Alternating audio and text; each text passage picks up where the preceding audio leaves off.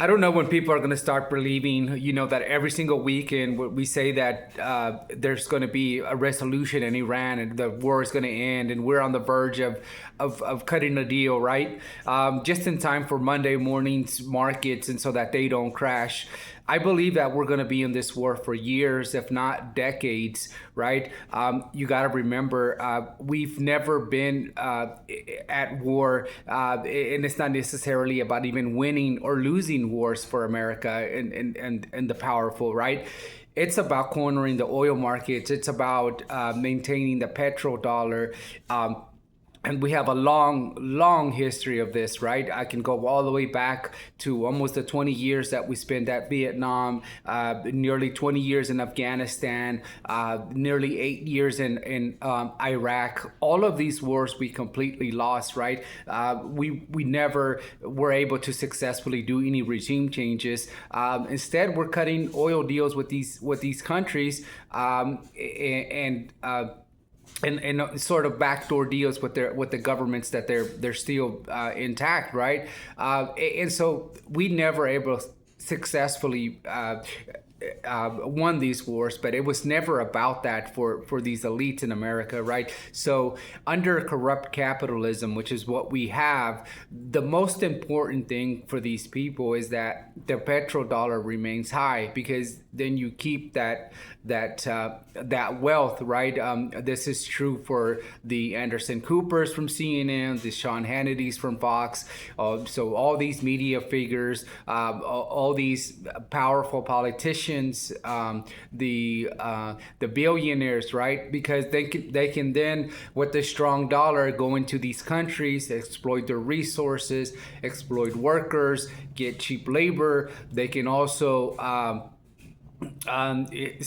do whatever they want, start a pedophile ring if they wanted to, and openly molest children, like we know that a lot of these billionaires have done, and nothing has happened to them, right? They're out in the open like nothing. Their names and pictures are clearly on these videos and emails and stuff like that, and no prosecution, nothing has happened to them, right? They've done whatever they wanted, and all of that because they were able to maintain that petrodollar, right? It's never been about the American people. I believe that this war in Iran is a little different than all these other wars, because what you're gonna see in America is you're gonna see the wealth gap widen even more, right? So it's always been pretty wide. It's always been where if you're either rich or you're poor, or if you're middle class, you're working your ass off so that you don't fall into that gap into the poor, right? But I believe that this is going to change, right? Because the inflation that this is going to cause, what will eventually have to happen, the Fed will eventually have to lower the rates to try to save the economy, try to maintain it at which it will do, right, temporarily, because that's what it does. But it'll also print out excessive amounts of money, in which what'll happen is that it'll create inflation, making it even more difficult for regular Americans. But this has never been about the American people. It's been about those elitists keeping that petrodollar status, cornering the market for the oil. And so they don't care about going to war for another 20 years with Iran. So long as we're able to corner those markets, we keep the oil prices high, which is essentially what's happening now, right? Actually, they've gotten too high to the point where we've had to lift sanctions on China, and they're making record profit money right now off of this as well. But this war benefits all the major countries. It benefits America. It benefits China. It benefits Russia. And so they want to maintain this war. They want it to go as long as possible, because if you're China and you're sitting there looking at America America basically shoot itself on the foot and say, go into more national debt, get into more inflation. They know that American companies can never compete worldwide, right? Because a strong dollar only benefits the elite. People in America, right? It doesn't benefit the country itself. For example, if you're a business and you had a choice to build in America, or you had a choice to build on the beach in Mexico, for example, where the peso is 17 times cheaper than the dollar, you build in Mexico. You don't build a corporation here in America and create jobs. You build it in Mexico. And so that's the problem that we're having here in America, right? And so but the people on top know this. They know that it doesn't benefit the regular average American person that the dollar that the dollar remains high, right? It only benefits those elites that want to exploit all these other countries and do whatever they want, right? And so that's essentially what happened. And it doesn't matter how many decades and decades we stay at war with Iran. This war is going to continue. We've had government officials for decades warn us that the wars of the future aren't won by having the largest bombs, the biggest boats, the biggest airplanes.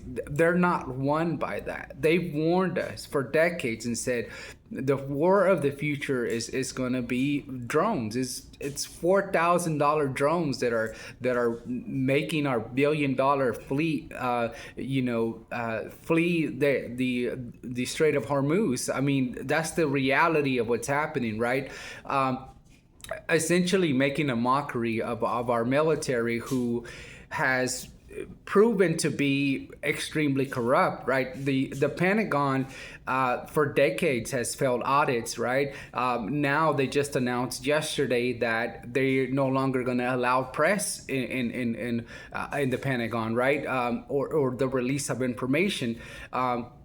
But not that they were doing a great job of doing that anyways. They were releasing information 24 hours after it had happened, right? And progressive media outlets from different parts of the world were reporting it as it happened, basically, as their government was releasing the information, sometimes even months after the information was released. Then the American people then found out exactly what happened and what was going on.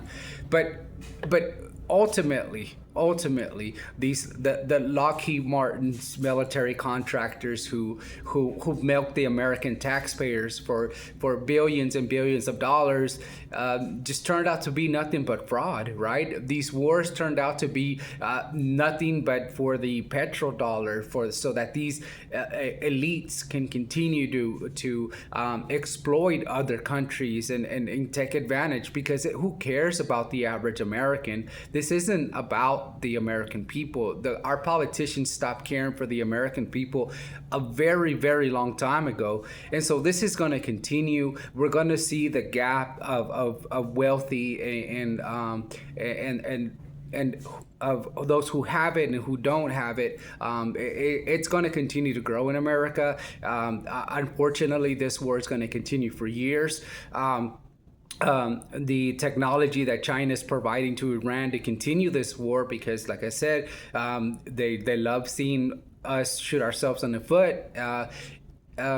It's technology that our military can't even produce. Supersonic missiles that Lockheed Martin can only dream about having, right? We don't even have the capability to build that.